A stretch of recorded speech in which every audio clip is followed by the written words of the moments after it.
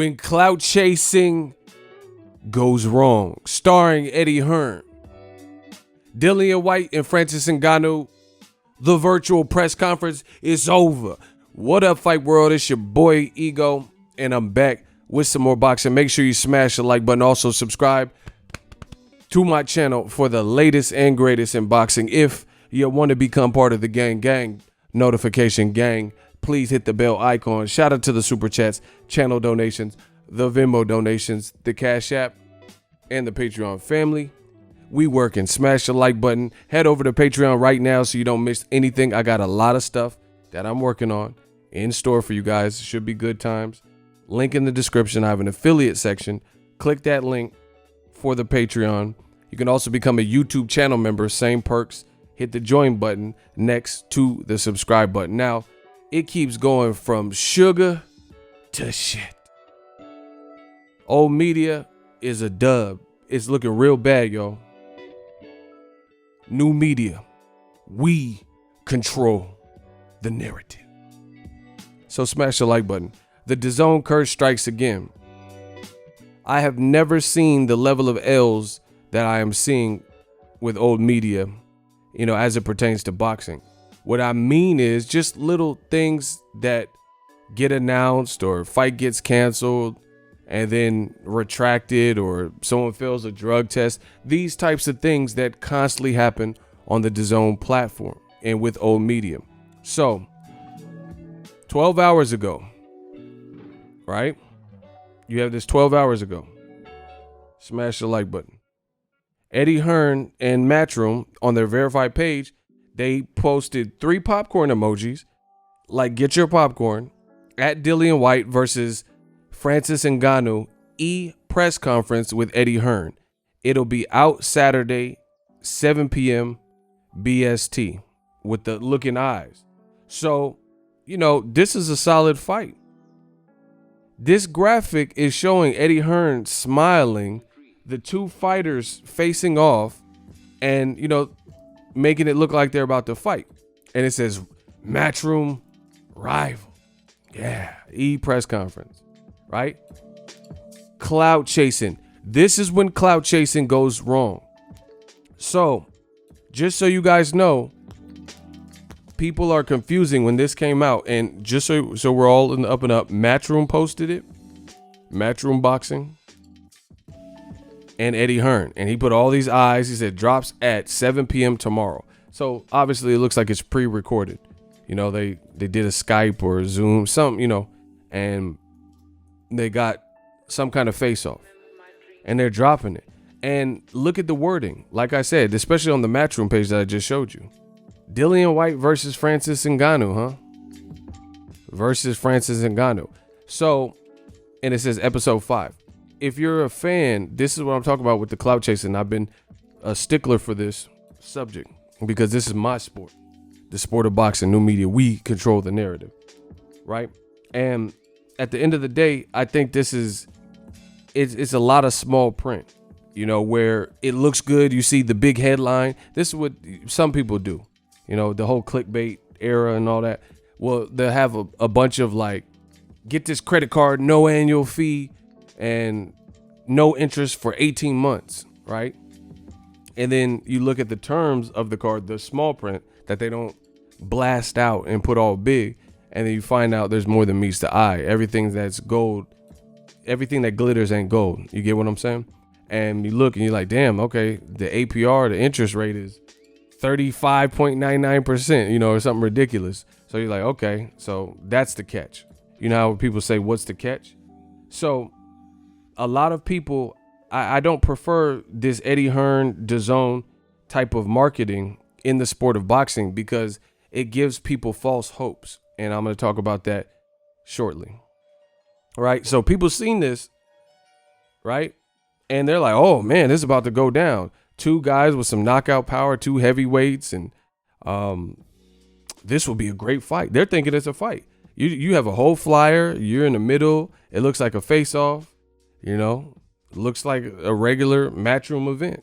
Dillian White versus Francis Ngannou. But you got to look at the small print. The small print is this is some, you know, from the brainchild of Matchroom, some press conference, right?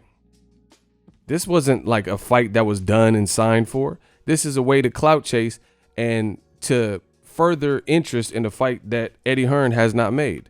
Now, fast forward to the future. You look at Michael Benson, right? He put an X, like DMX. Get at me, dog. Stay out the dark. Because if I catch you when the sun is down, run a clown, come above that, I'm gonna however it's gonna go, it's gonna be that. You see that? That shit'll finish you, dog. Believe that. Where my dog's at, right? He put the X. I'm like, okay, what's this about? It says X after announcing the Dillian Whyte and Francis Ngannou virtual press conference earlier today. Smash the like button. Matchroom have now said it's no longer going to be put out as planned tomorrow night, quote, due to a request from Team Ngannou. What's that emoji? That shaking my head emoji? 12 hours ago, roughly, at the time of me recording this video, Matchroom and Eddie Hearn were putting popcorn emojis and eyes and, clout chasing, making it look like they had a fight, which they did not have, right? Between Dillian Whyte and Francis Ngannou. And they took the liberty and the time of promoting it, having a designer, a graphic design, because I do Photoshop. I do video editing. I direct. So I know how much schooling, experience, and teaching and energy that it takes to be a creator. I'm a creator, and I know how to use various softwares in the creation process, like Photoshop, etc. And I know I have a lot of buddies that are graphic designers and whatnot. So to have someone make this, you're wasting people's manpower and the labor and people's time, even if they're paid for it, for something to clout chase a fight that you don't have made, all for it to topple over. And now you can't even release it because you probably went through some secondary channels and Ngannou is contracted with the UFC. And then as soon as the UFC probably seen this, who they have Ngannou like contracted to, to their company, they probably put an X-nay and then told Ngannou's team, hey, make sure that don't come out. So this is Eddie Hearn, doing weasel work and clout chasing and make it look like he has a fight that he really doesn't have. Right. And somebody pulled the plug on it before it was ever released.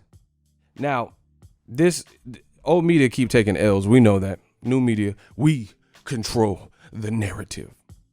But I question to you, with DAZN and Matchroom, particularly, and Eddie Hearn, how many times does this keep happening? Where Usyk's fighting, let's say, Carlos Takam, supposed to be in Maryland in May of last year. Fight gets canceled. Usyk was supposed to fight Tyrone Sprong. Fight gets canceled.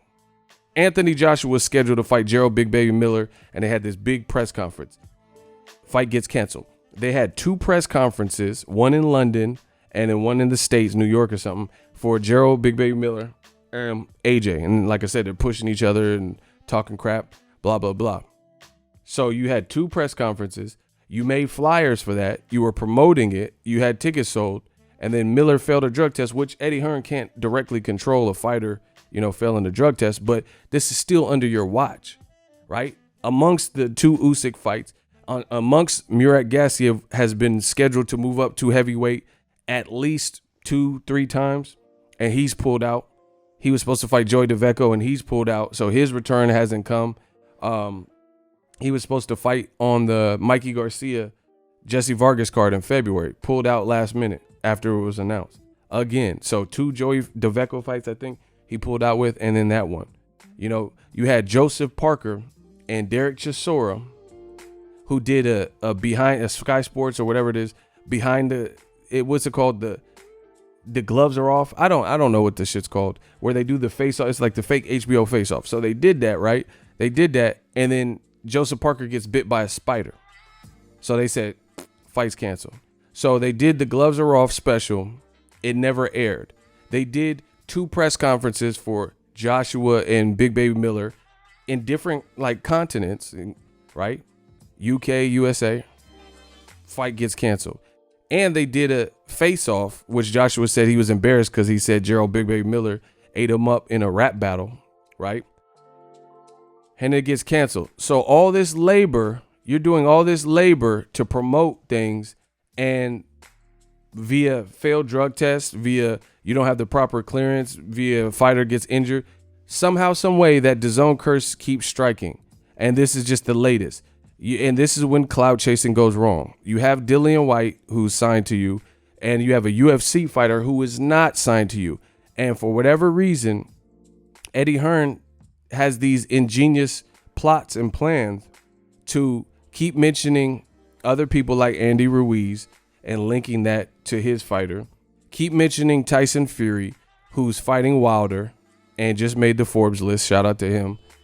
And, you know, just keep advocating for fights that he can't make or that he's not making.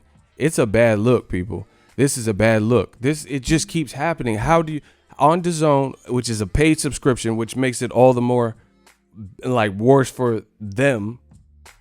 How does this keep happening? You know, you're promoting a fight you didn't even have signed. That's how you know it's a bad idea. All these bad ideas, and I don't know who's gassing it up or putting money behind it. Like, to me, it's kind of corny an EPRESS conference anyway, unless they're about to fight. Why do I want to see Dillian White talk some smack, Ngannou say, oh, I promise to knock you out, you know, and go back and forth if there's no fight? See, in boxing, you have to understand the demographic of fans and your core fans. I think at the heart of it, like I've always said, content is king. That's what it's all about, content. If you're not delivering or can't deliver or you haven't negotiated, then we don't really care about it. You know what I mean? I don't want to see, let's say, Mikey Garcia and Pacquiao talk a bunch of crap to each other if they're not going to fight. I don't want to see Broner and Devin Haney, or Devin Haney, Ryan Garcia, or Devin Haney and Gervonta or whatever talk a bunch of crap and then not fight.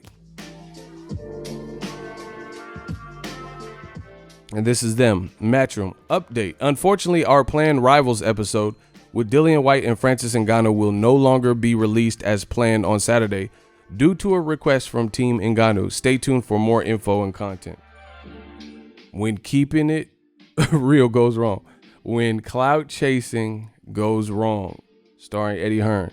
This is a bad look. So you jumped the gun. You didn't have the necessary, obviously, because listen, any content that I have, that I shoot, that I've already had the agreement with the fighter, they know I'm going to publish it.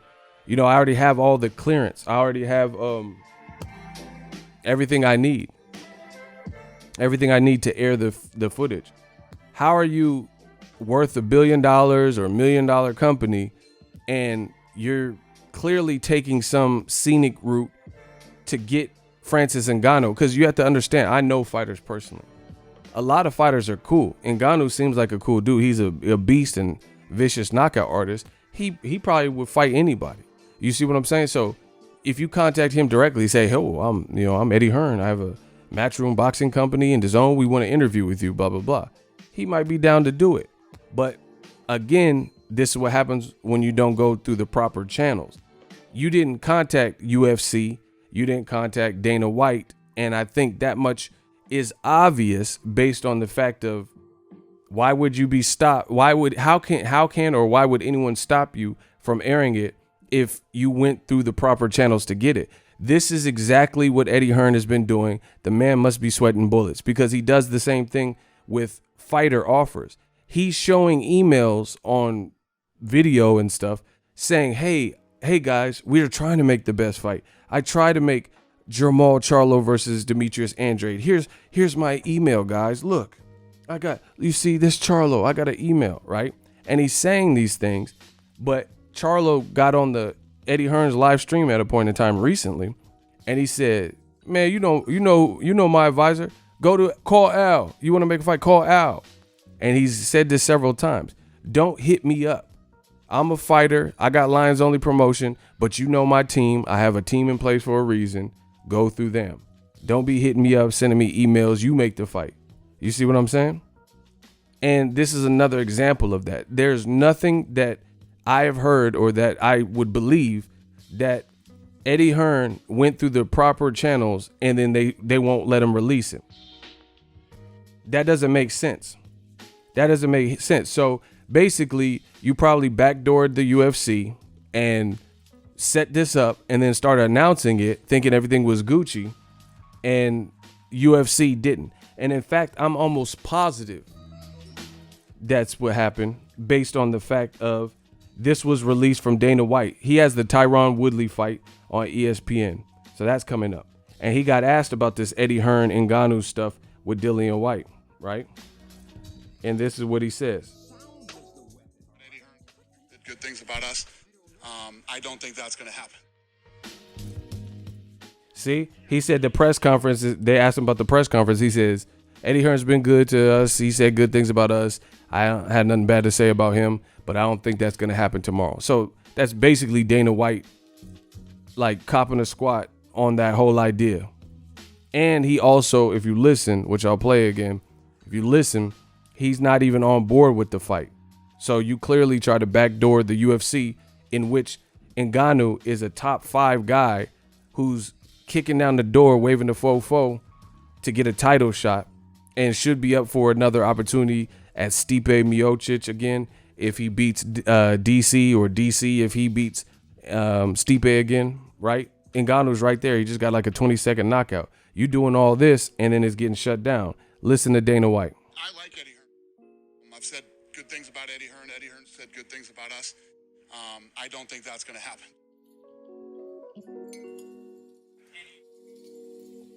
No, I'm not interested in that right now. I'm not. Listen, we're in a place right now where we're all trying to get our businesses back up and running. I was talking to you guys about boxing for the last. I'm not even thinking about boxing more right now. I'm worried about this business right now. We're in a place where I'd have told you 4 months ago, you could put an 8th grader in charge of Disney, and you couldn't mess that up. I mean, Disney is such a big, badass, powerful company. No movies, no people at theme parks, and no live sports on ESPN. Who would have ever thought that would happen? And the one thing that I've learned through this is you never know. So many different things can happen to your business overnight. And even the untouchables can get hurt. So that's from Dana White. When clout chasing goes wrong. And I think that was very honest and candid from Dana White. He doesn't seem like he has a bad relationship with Eddie Hearn, like his relationship with Bob Arum and stuff like that. But he kept it real, and what he's saying is some real ish. He's saying we're not worried about Ngannou going over to boxing to box a boxer. We trying to get this. First of all, Ngannou just fought. Like, he was like the first post-pandemic fight anyway. He just knocked the dude out, you know? So he's like, we worried about our business.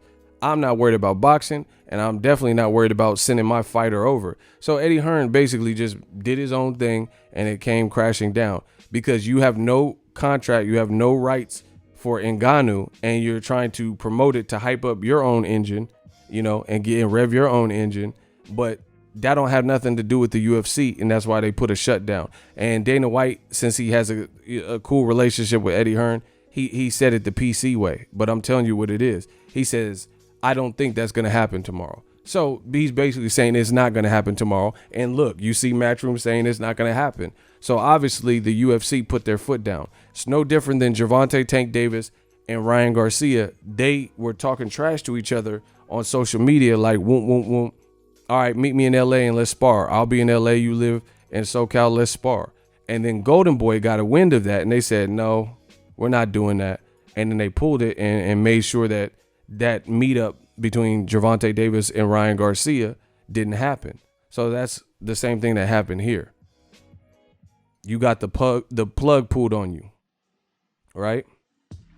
This is just sad, bro. This is sad what's happening in the old media. Someone said release the Joshua Miller, the gloves are off, which we talked about. How many shows like programming, shoulder programming, has DAZN, Eddie Hearn, and Sky Sports in the UK in general filmed that never seen the light of day? Like, as I said, AJ versus Miller, the gloves are off. this Dillian White, Francis Ngannou stuff, right? Joseph Parker, it came out, Joseph Parker and Derek Chisora face off, but it came out for no reason because you never rescheduled the fight as soon as Joseph Parker came back. He just came back and fought Jerry Forrest. Bro, this looks completely broken.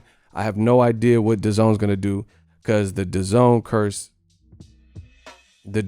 strikes again. Look, this is an average fan, and he says, did you get Dana's permission? See, this is common sense. At a fan level, you could see that this would be potentially problematic since you're setting something up and promoting it almost as if Dillian White has a signed fight with Francis Ngannou. And like Dana White is saying, post-pandemic, we're just trying to get our stuff going. This is not a fight that we're on board with. This is not something we're okay with. This is not something we're interested in or even promoting. Ngannou and Dillian White, they're fighters and they're fighters at heart. So, of course, they'll back and forth it. But that don't have nothing to do with Eddie Hearn has no options on Ngannou. Listen, I've been saying it for the longest, but this is what you're getting with primarily Eddie Hearn, but also DAZN. This clout chasing has to stop. How many times do we have to keep listening to Joshua? He could fight Tyson Fury in the UK. He could fight Tyson Fury in Wembley, but then it doesn't happen. How many times do we have to listen to, oh yeah, we would love Charlo and Andrade, and I sent him an email and I hit him up on Twitter and Instagram, but the fight's not happening. Devin Haney and Lomachenko, the fight's not happening, right? When are you going to actually make the fight happen? You know, it's all a bunch of fantasy stuff. So I don't see how you're going to survive, especially post-pandemic, with these pipe dreams. Trying to link Dillian White's name to Andy Ruiz.